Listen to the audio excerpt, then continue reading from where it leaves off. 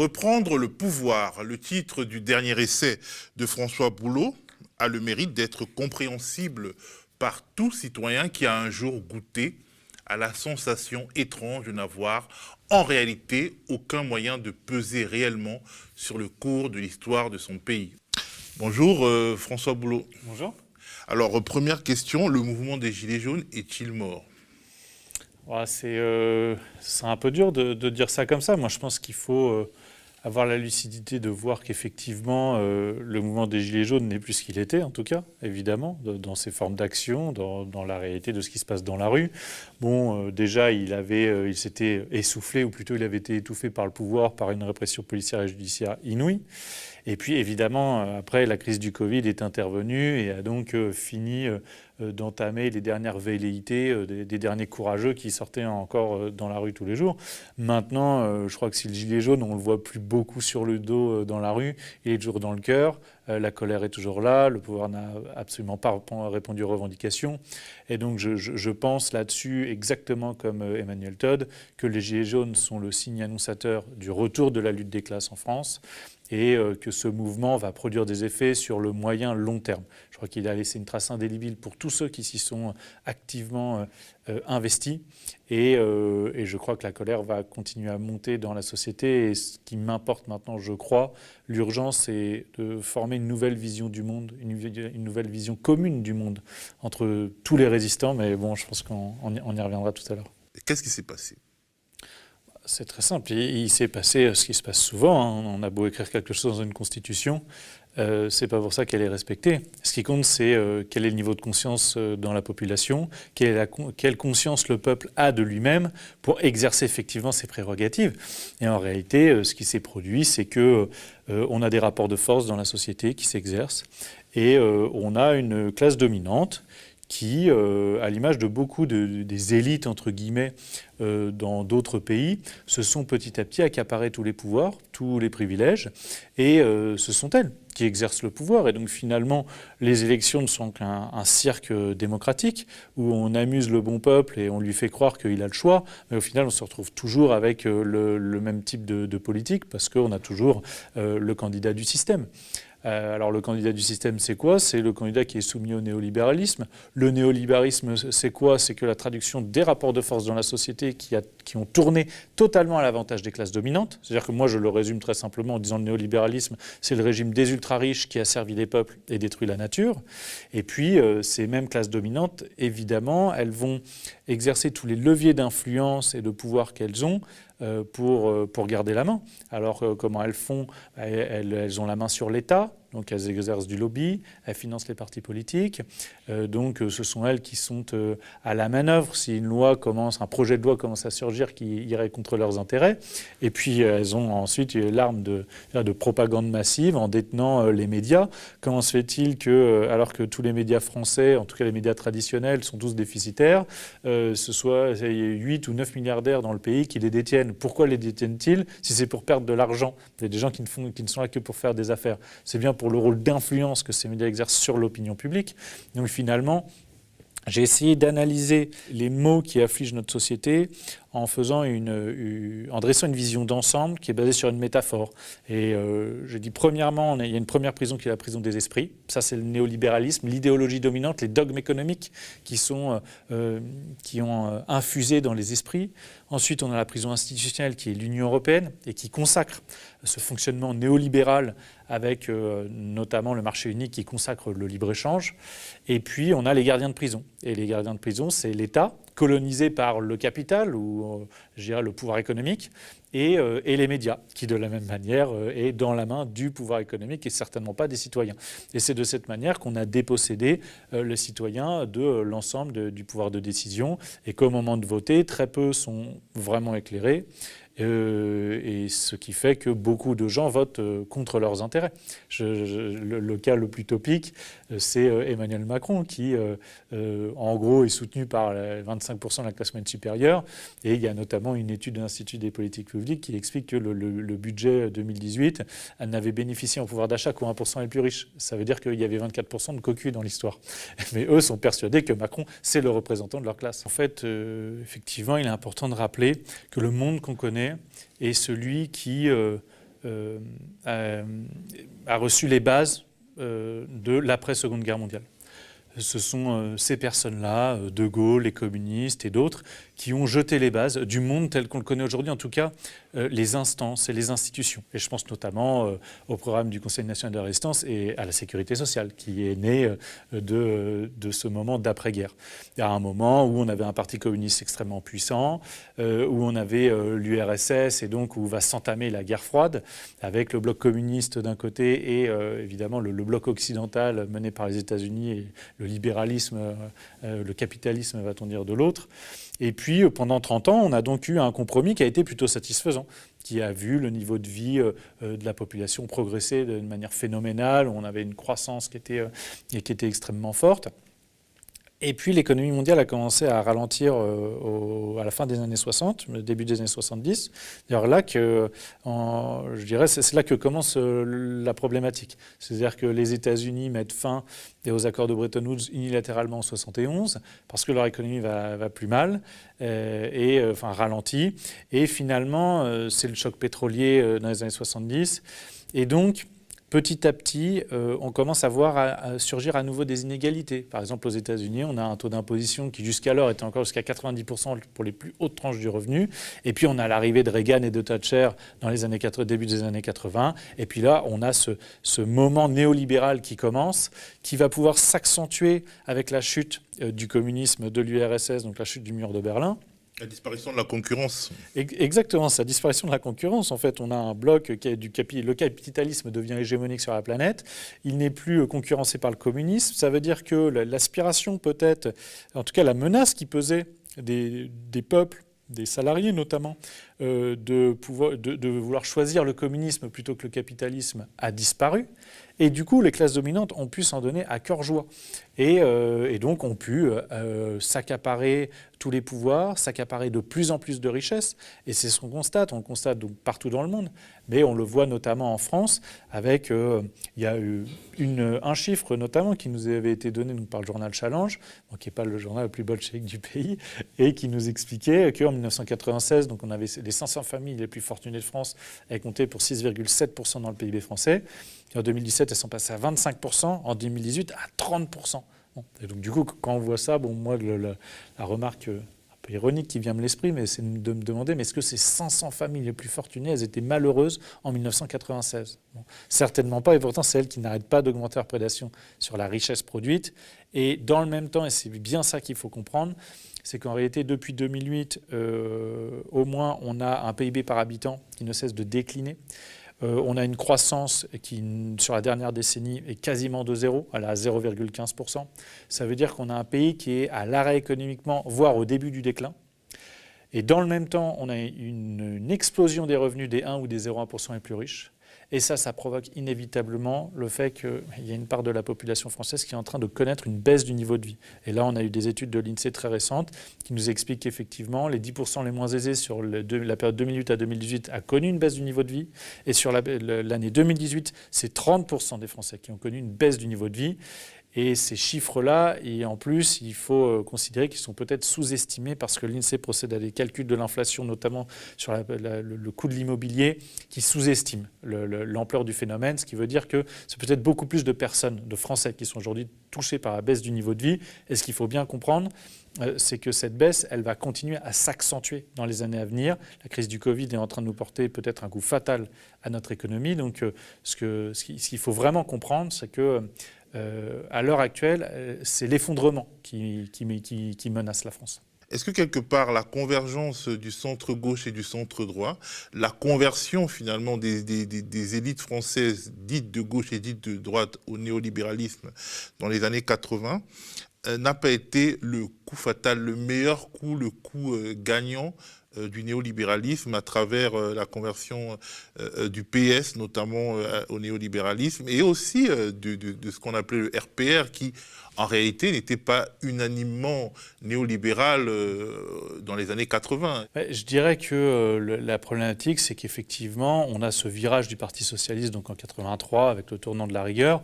Mais bon, dans un contexte international, justement, où on a Reagan et Thatcher qui arrivent au pouvoir et qui mettent en œuvre le TINA, There is no alternative, et donc les dogmes du néolibéralisme, sans excuser, on peut comprendre qu'à ce moment-là, c'est compliqué d'aller à contre-courant.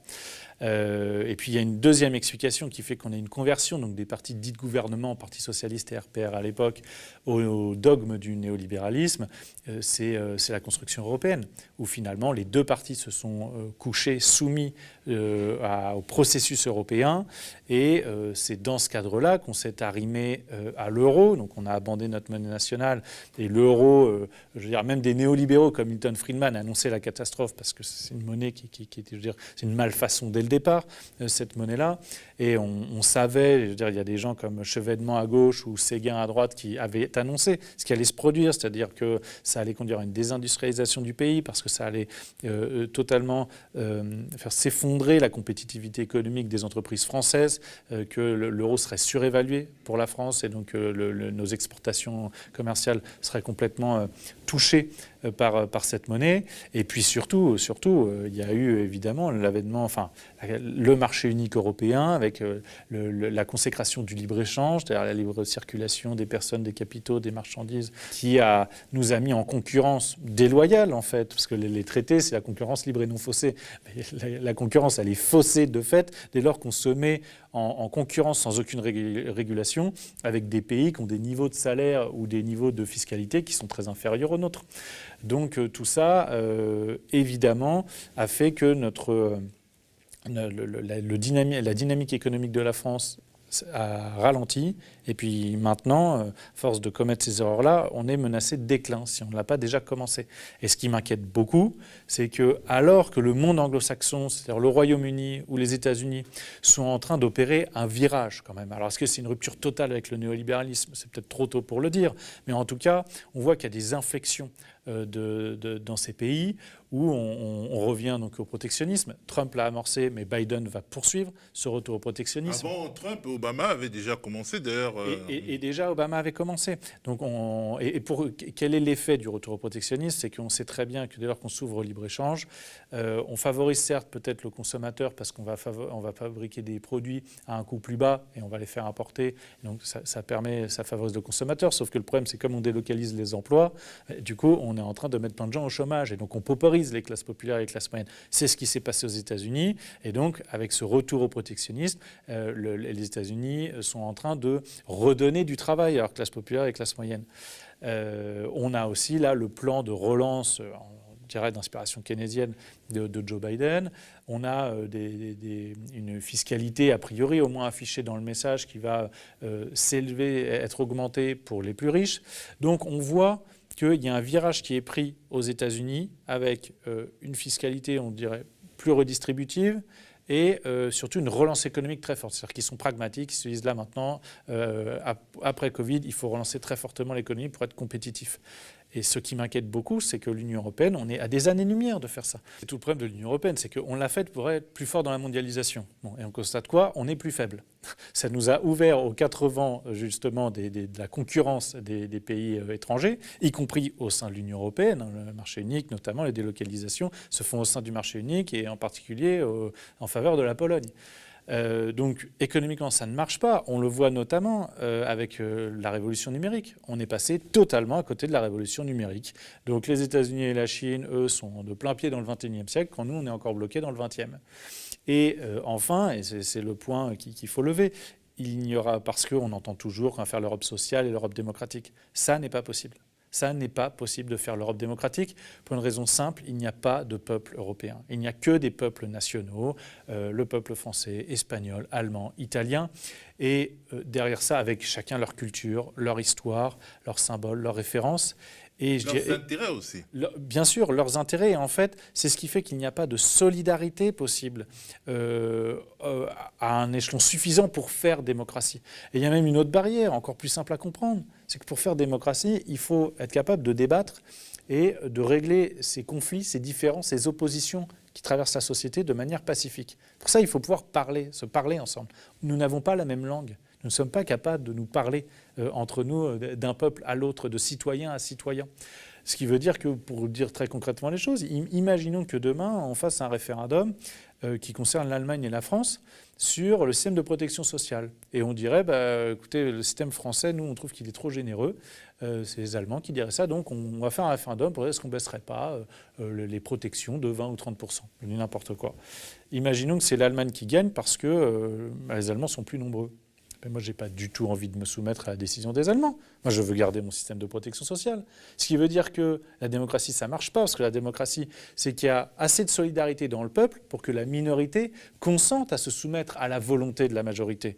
Là, moi, je suis à peu près certain que la plupart des Français, une grande majorité, n'accepteraient pas de se soumettre à des décisions qui serait entre guillemets majoritaire, dans mon hypothèse, des Allemands. Donc il n'y a pas de solidarité suffisante. Donc il faut se résoudre à une chose, si l'Union européenne ne marche pas, alors qu'elle était là pour nous aider à lutter dans le cadre de la mondialisation, elle a fait pire que tout. On ne peut pas faire la démocratie à cette échelle-là.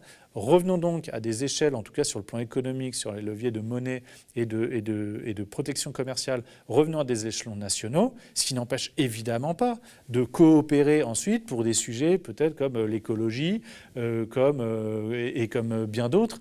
On peut tout à fait faire des coopérations entre États et traiter des sujets au niveau européen. Mais au niveau économique, reprenons chacun des marges de liberté parce qu'en l'état, nous, Français, on est en train de casser notre appareil productif depuis des années et des années. Mais quand on nous vante le modèle allemand, il faut voir que le modèle allemand, le PIB par habitant, il baisse aussi depuis 2008. Il est à peu près un peu au-dessus de la France, mais il suit à peu près la même progression. Et puis les Allemands, ils ont un taux de pauvreté aussi qui est très fort.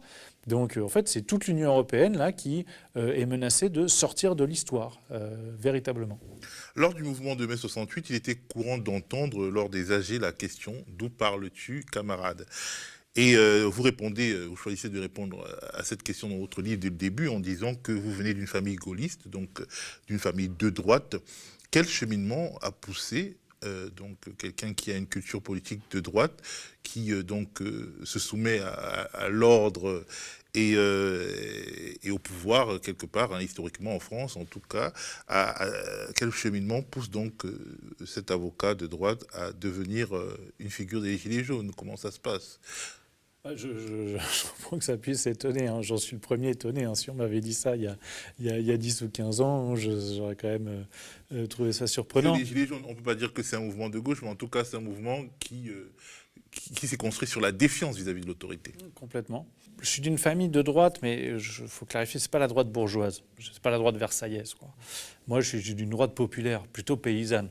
Mes grands-parents, ils étaient paysans. Oui, il y avait la figure du général de Gaulle qui était présente dans l'esprit de la famille. Mais en fait, ce qui nous guidait beaucoup, c'est la question du mérite, du travail, du salaire. C'est-à-dire que chacun doit être payé dignement. Donc là, on retrouve tout à fait le message, en fait, en termes de symbolique, sur ce qui était réclamé par les Gilets jaunes.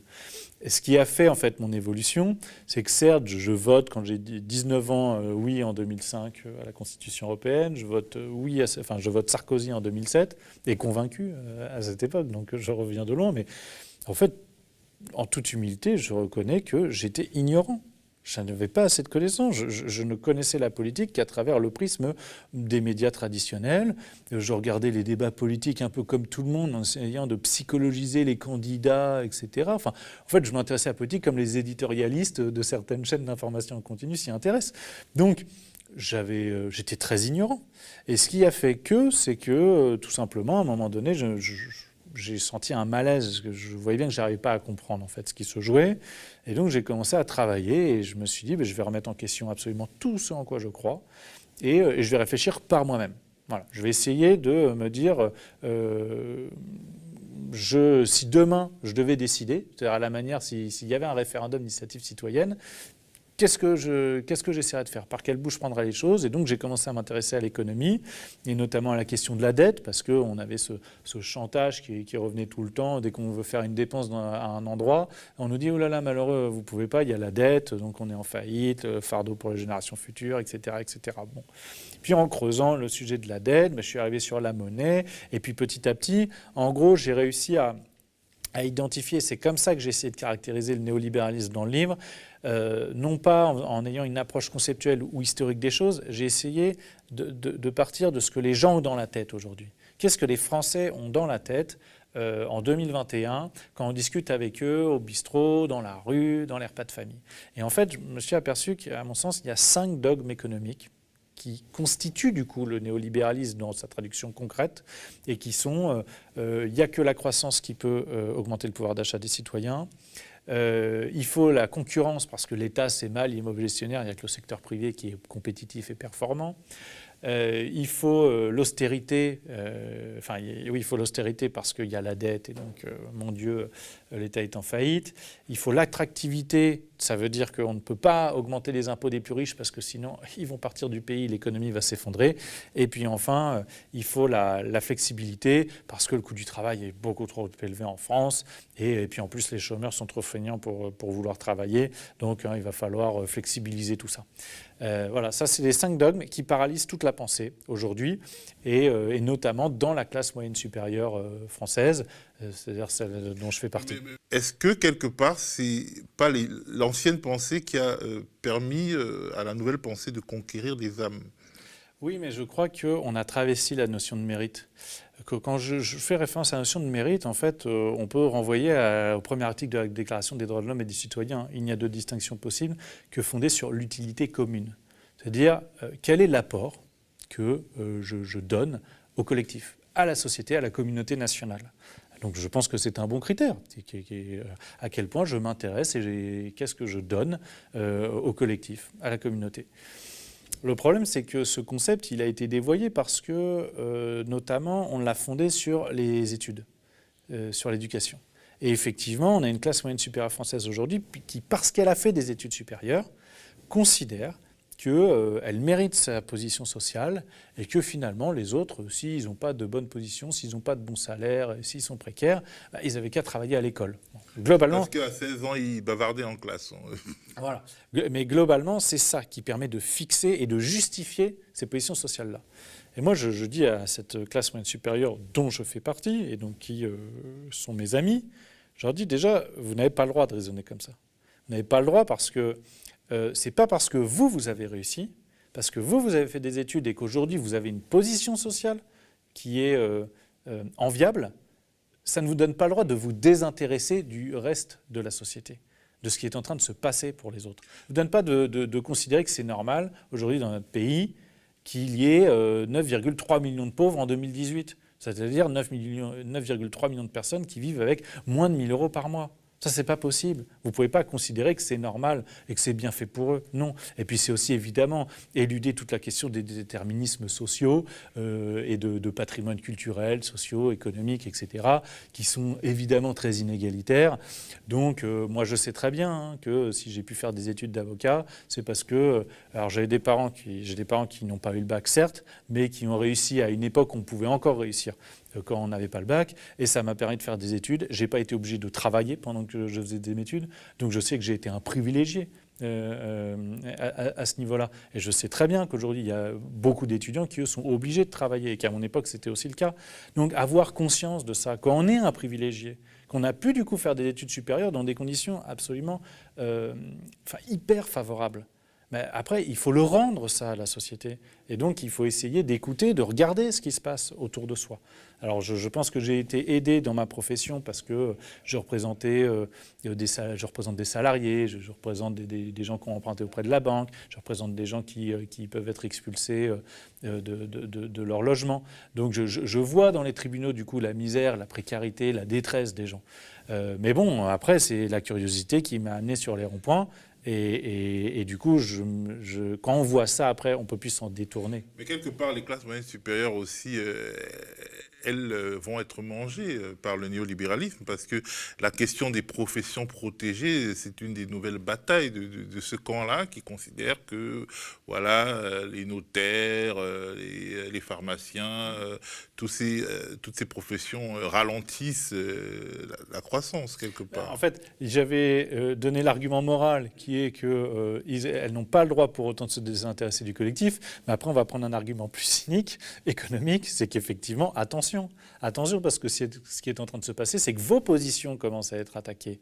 Oui, vos statuts commencent à être attaqués. Je suis bien placé pour en parler. Hein. La profession d'avocat, tous les 2-3 ans, nous pouvons une réforme qui vient à chaque fois précariser notre statut. Ça fait des années et dans les bacs, une réforme pour instaurer notamment le statut d'avocat salarié en entreprise. Et ça veut dire quoi? Ça veut dire que tous les cabinets qui ont comme clients des banques et des assurances, demain, c'est fini. Ils n'ont plus ces clients-là parce que ces grosses entreprises-là, ces grosses banques, ces grosses assurances vont évidemment prendre leur avocat. Ça leur coûtera beaucoup moins cher, mais du coup, ça va paupériser encore plus la profession. Donc, on voit qu'on s'attaque au statut, effectivement, y compris maintenant des professions libérales, et ça va arriver pour les notaires. Les notaires, eux aussi, ont subi une ouverture du numerus clausus ces dernières années, et donc une concurrence plus forte. On le voit, ce néolibéralisme-là, ces classes dominantes ne s'arrêteront jamais de s'accaparer toujours plus la richesse et donc d'ouvrir les marchés, et donc la paupérisation, elle va commencer même à toucher bientôt, si ce n'est pas déjà le cas pour certaines professions, les classes moyennes supérieures. C'est pour ça que je disais qu'il y a, pour les 25% qui ont voté pour Emmanuel Macron, il y a 24% de cocus dans l'histoire. Vous pensez qu'ils représentent vos intérêts, ça n'est pas le cas. Le problème, c'est que le réveil risque d'être douloureux à un moment. Alors, les Gilets jaunes voulaient sortir ou veulent sortir de l'impasse actuelle via la démocratie directe, notamment le fameux RIC, référendum d'initiative citoyenne. Mais pour cela, pour que ça fonctionne bien, il faudrait changer la Constitution. Et exactement, il faut essayer d'être lucide. Et c'est pour ça que j'ai pris du recul pour écrire le livre. Je me suis sorti totalement de l'actualité, etc. Essayer de raisonner avec lucidité. Pas ce que j'ai envie de voir, mais ce que je vois du monde réel. Et effectivement, je vois qu'on a une société avec des classes dominantes qui sont plus inflexibles que jamais et qui sont bien plus prêtes demain à faire tirer sur la foule à balles réelles qu'à renoncer à ses privilèges. Je vois une classe moyenne supérieure qui est encore très solidaire de ces classes dominantes. Et ensuite, on a une masse d'endormis, très majoritaire, par la société de consommation, la culture de masse, et qui est tout à fait inconsciente des enjeux de la vie de la cité, qui est totalement dépolitisée. Et puis on a la dernière catégorie qui est celle des résistants. Et là, je pense qu'en l'état, elle est assez hétérogène. C'est-à-dire que parmi les résistants, on a les gilets jaunes, on a les militants associatifs, syndicaux, politiques, et puis on a aussi toute une série de professions en colère. Les soignants, les enseignants, les pompiers, les avocats. Simplement, par exemple, au sein de ces professions, est-ce que le niveau de conscience politique est très élevé? Moi, je constate que pour l'instant, beaucoup parmi ces professions ont des revendications corporatistes, qui sont légitimes, il n'y a aucune difficulté, mais il n'y a pas une conscience, une compréhension commune que le mal qui nous afflige, c'est le même, et ça s'appelle le néolibéralisme. Et je pense que, plus que jamais, ce qu'il faut arriver, c'est à unifier les résistants, créer cette vision commune pour pouvoir créer une force. Et je le dis très clairement, je pense par exemple que le public du média, il faut évidemment partie de ceux qui ont peut-être le plus haut niveau de conscience parmi les résistants. Et le but affiché de mon livre, c'est consolider une pensée pour avoir une compréhension globale de ce qu'est le néolibéralisme, une synthèse, une vision d'ensemble, pour, au-delà de consolider la pensée, faire de chacun des résistants des porteurs de messages. Je veux que les gens puissent aller convaincre autour d'eux, en particulier pendant la campagne présidentielle de 2022, qui a très peu de chances de voir un candidat autre qu'un candidat du système gagner. Je pense qu'il faut se saisir de l'élection, du moment de l'élection présidentielle 2022 pour aller réveiller les endormis.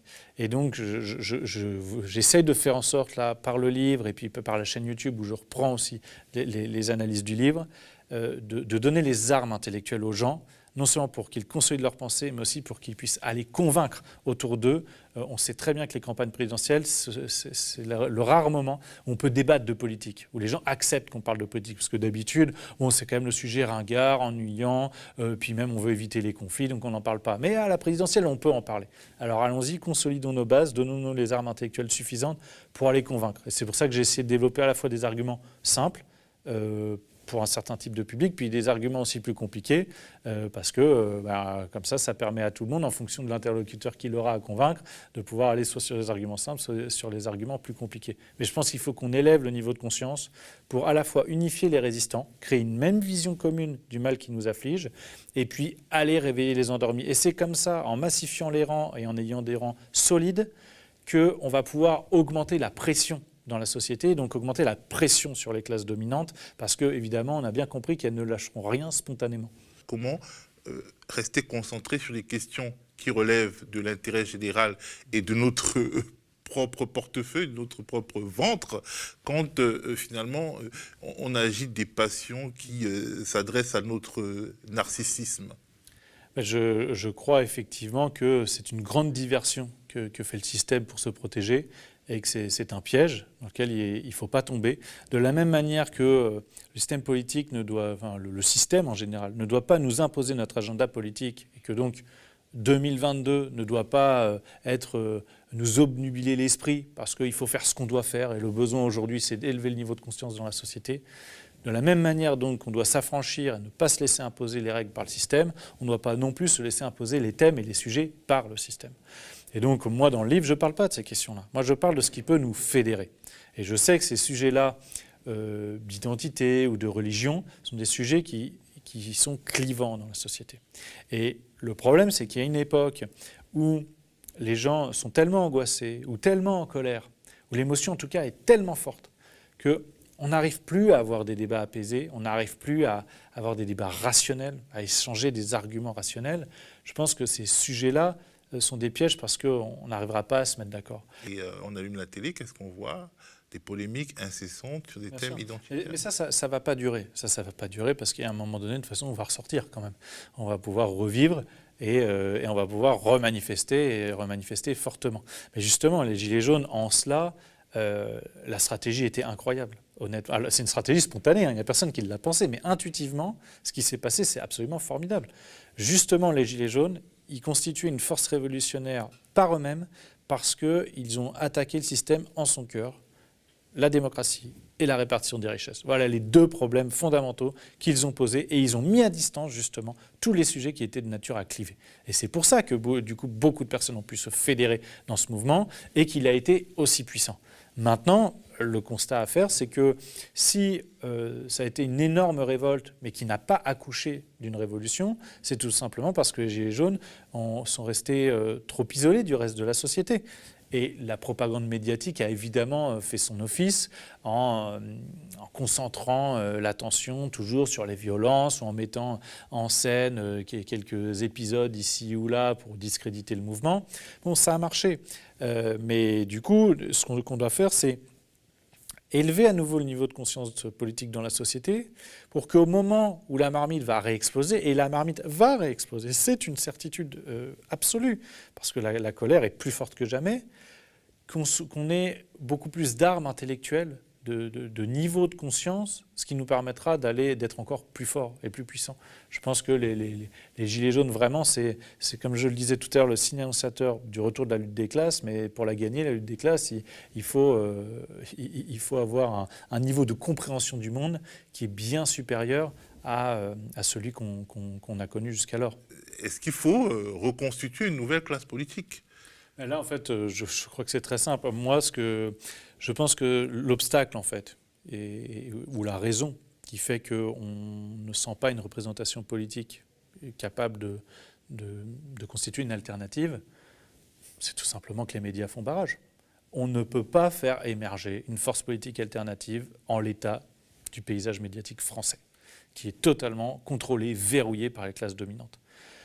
Une fois qu'on a compris ça, on comprend pourquoi, à 15 jours des présidentielles en 2017, moi j'ai souvenir que Mélenchon montait dans les sondages et qu'à 15 jours des élections, quand vraiment il arrive très très haut et qu'on commence à se dire « mais mince, il peut être au deuxième tour », il y a François Hollande qui fait une sortie pour nous expliquer que oulala, l'extrémisme monte, et il parle de Mélenchon et pas de Le Pen. Moi, en tant qu'observateur extérieur, je me dis c'est quand même bizarre que Mélenchon, a priori, fasse plus peur que Marine Le Pen. À Hollande, surtout. Et à Hollande. Bon, aujourd'hui, avec le recul, je comprends mieux, puisque en fait, Marine Le Pen, elle a renoncé à toute logique de rupture avec l'Union européenne en matière économique, que ce soit sur la monnaie ou le libre-échange. Donc ça veut dire qu'elle n'a plus de programme économique, ou plutôt elle a exactement le même qu'Emmanuel Macron, c'est-à-dire qu'elle suivra docilement les injonctions de la Commission européenne. Donc ça veut dire que ça y est, elle est prête à être adoubée par le système. Donc on comprend bien que de toute façon, dès lors qu'il y aura une menace de l'émergence d'un parti, par la voie d'un candidat ou de plusieurs, peu importe, mais d'une force politique alternative qui serait véritablement en faveur d'une meilleure redistribution des richesses, d'une redémocratisation véritable de la société, alors ce parti-là se fera assassiné par les médias. Bon, assassiner le terme est peut-être fort, mais il se fera discréditer, disqualifier. On le rira, on l'ignorera, ou on lui fera des procès d'une malhonnêteté sans nom. Donc il faut renoncer pour l'instant aux élections. Est-ce que par exemple vous êtes candidat à la candidature aux législatives notamment? Non, mais justement, moi, de ce constat-là, je tire la conclusion qu'on ne peut rien faire actuellement dans le système politique, avec les médias qu'on a actuellement et l'état du niveau de conscience de la société. Moi, je crois qu'aujourd'hui, le combat qu'on doit mener, c'est celui de l'hégémonie culturelle. Donc, ce qu'il faut faire, c'est... Dans le combat de l'hégémonie culturelle, l'extrême droite est beaucoup plus en avance que quiconque. Ah ben bien sûr, mais notamment parce qu'ils ont investi les réseaux sociaux et Internet très en avance par rapport aux autres forces politiques. Maintenant, c'est ce combat-là que justement qu'on doit gagner. Ce qu'il faut faire, parce que bon, si Marine Le Pen arrivait au pouvoir, au moins on serait débarrassé de ce... Alors je n'appelle pas ça de mes voeux, hein, oui, mais ce problème de l'épouvantail et qui bloque en l'état le système et qui nous explique qu'on va avoir un duel Macron-Le Pen et cette espèce de faux antagonisme, au moins on en serait débarrassé. Moi je pense que ce qu'il faut comprendre dans la bataille de l'hégémonie culturelle, c'est qu'en gros on n'arrivera pas à avoir une force politique alternative, c'est-à-dire en faveur du peuple, gagnante, en capacité de gagner, tant qu'une partie de la classe moyenne supérieure ne se sera pas désolidarisée des classes dominantes. Ça veut dire qu'il faut unir les résistants, réveiller le maximum d'endormis. Et les crises qui pointent le bout de leur nez vont nous le permettre. Parce qu'il y a beaucoup d'endormis qui vont devoir se réveiller, là, qui hier étaient encore à peu près confortables, avec la crise du Covid et ce qui s'est passé, vont se noyer, littéralement. Donc, une fois qu'on a créé... Ceux qui vont se noyer, c'est quand même ceux qui étaient déjà pas très riches. Et donc, oui, mais justement, mais sauf qu'ils s'en sortaient encore, c'est-à-dire qu'ils pouvaient encore jouer les règles du jeu, ils arrivaient encore à s'en sortir. Là, il va leur arriver ce qui s'est produit pour les Gilets jaunes, c'est-à-dire que là, ils ne s'en sortiront plus. Et ils trouveront ça pas juste, et ils seront très en colère parce qu'ils diront comme les Gilets jaunes, mais attendez, nous, on a fait comme on nous a dit, on a joué les règles du jeu, on a toujours été honnête, puis maintenant, on ne s'en sort plus. Donc on va massifier les rangs, on va augmenter la pression, et comme les classes moyennes supérieures, elles aussi, pour une partie d'entre elles, vont commencer à être touchées, et c'est déjà le cas. Notamment avec le changement des règles d'assurance chômage qui feront que quand vous avez un bon salaire et que vous ne retrouvez pas un emploi tout de suite... Il y a une dégressivité qui est la dégressivité, ça, notamment les gens qui ont des prêts immobiliers, ça va faire très mal. Exactement, et donc du coup, c'est ça qu'on doit viser aussi. On aura gagné la bataille de l'hégémonie culturelle quand il y a une partie de la classe moyenne supérieure qui se sera désolidarisée des classes dominantes. Et là, ça veut dire qu'on aura un paysage médiatique différent et on pourra faire émerger alors une force politique alternative. Mais on avait l'impression que ça pouvait arriver et le Covid est vraiment arrivé, mais je pense que la bataille sur la réforme des retraites, je pense qu'elle avait quand même amorcé quelque chose sur ce plateau. On a vu des professions qu'on ne voyait pas souvent. On a vu même des syndicats de cadres qui avaient rejoint la bataille. Et puis bon, exactement, c'est les prémices. C'est les prémices du mécontentement qui va commencer à toucher les classes moyennes supérieures. Ce sont les prémices, parce que le système néolibéral commence à s'attaquer à elles aussi. Donc, évidemment, en fait, ce système de capitaliste, de société de consommation très individualiste, fait qu'évidemment, les gens, je veux dire, personne n'est plus sain qu'un autre, et les gens, généralement, ils commencent à s'intéresser vraiment à la politique et à se remettre en question, à se poser des questions quand ils sont atteints dans leurs intérêts. Alors, c'est peut-être pas très beau, mais c'est pas grave. Si c'est le déclencheur pour qu'ensuite les gens comme ça s'est passé pour les Gilets jaunes, au bout de 15 jours, s'intéresse au référendum d'initiative citoyenne et porte un message révolutionnaire et universaliste. C'est-à-dire que le message, c'était vraiment on change la politique pour tout le monde. On se bat pour tous les Français et on se bat aussi pour nos enfants et nos petits-enfants. C'est-à-dire que le message, il était transcendantal à la fois en termes, je dirais, d'espace, mais aussi de temps, temporellement. Donc moi, je suis assez pragmatique.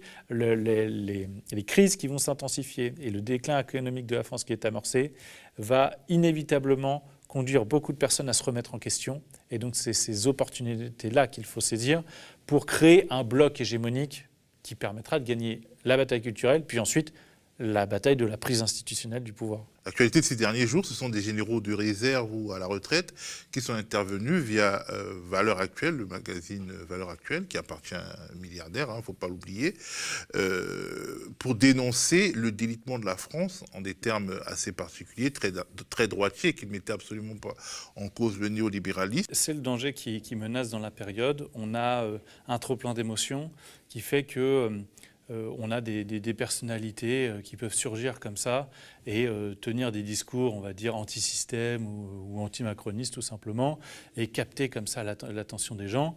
Mais derrière, il n'y a rien, ou plutôt c'est très dangereux. Donc effectivement, c'est ce qui m'inquiète dans la période. C'est qu'on a tellement dépolitisé les gens que la possibilité de les manipuler, elle est extrêmement grande.